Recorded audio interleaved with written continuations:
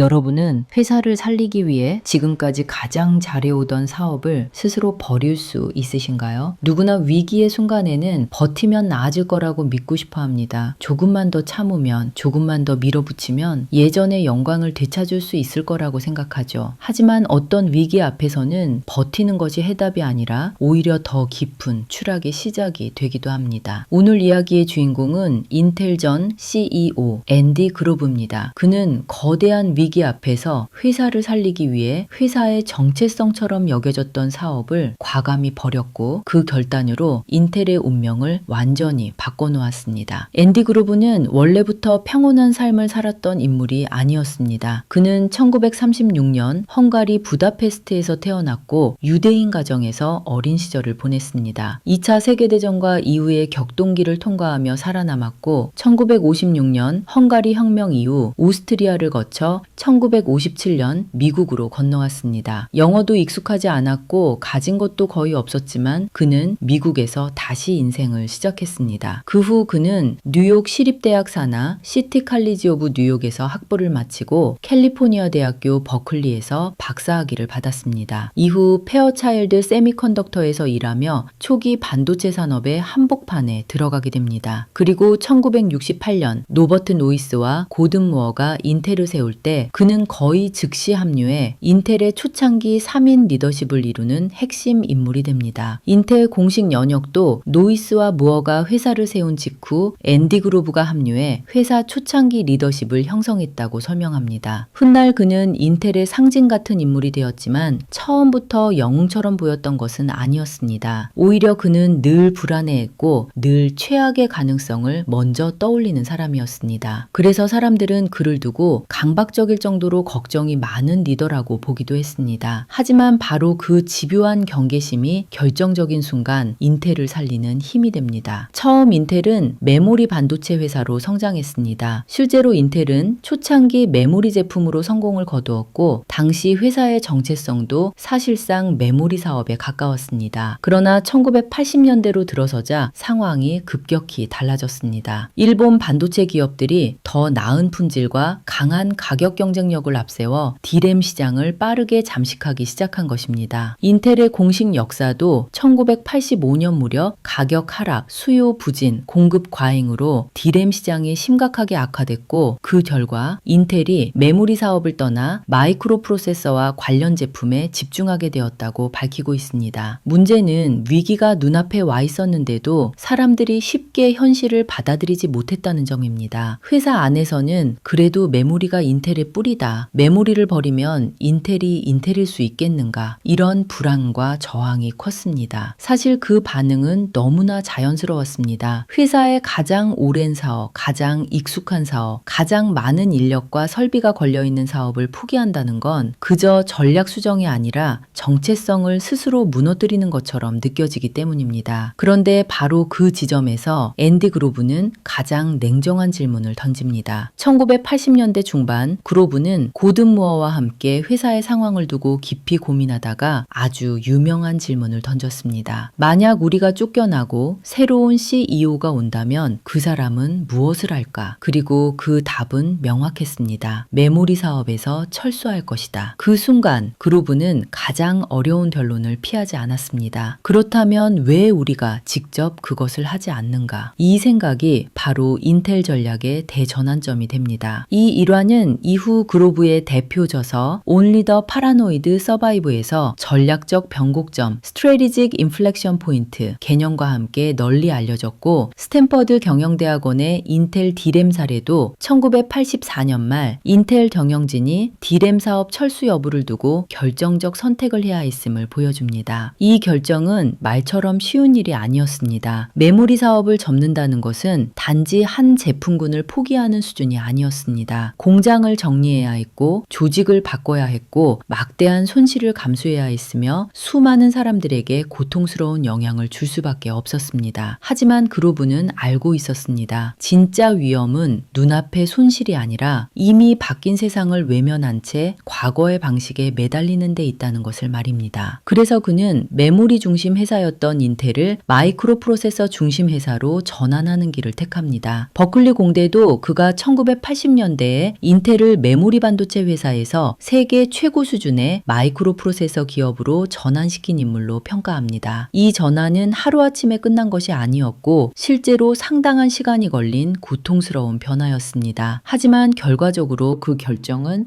인텔을 세계 반도체 산업의 중심으로 끌어올렸습니다. 만약 그때 인텔이 조금만 더 버텨보자, 메모리만 다시 살리면 된다, 이렇게 생각했다면 어떻게 되었을까요? 어쩌면 끝이 보이지 않는 가격 전쟁 속에서 점점 약해졌을지도 모릅니다. 혹은 훗날 폭발적으로 성장한 마이크로 프로세서 시장에 너무 늦게 들어갔을지도 모릅니다. 하지만 앤디그로브는 자신들이 직접 개척했던 시장이라 해도 더 이상 미래가 아니라면 과감히 잘라낼 수 있어야 한다고 봤습니다. 그의 유명한 표현인 편집광만이 살아남는다, Only the paranoid survive는 바로 그런 철학을 상징합니다. 그에게 성공은 안심할 이유가 아니었습니다.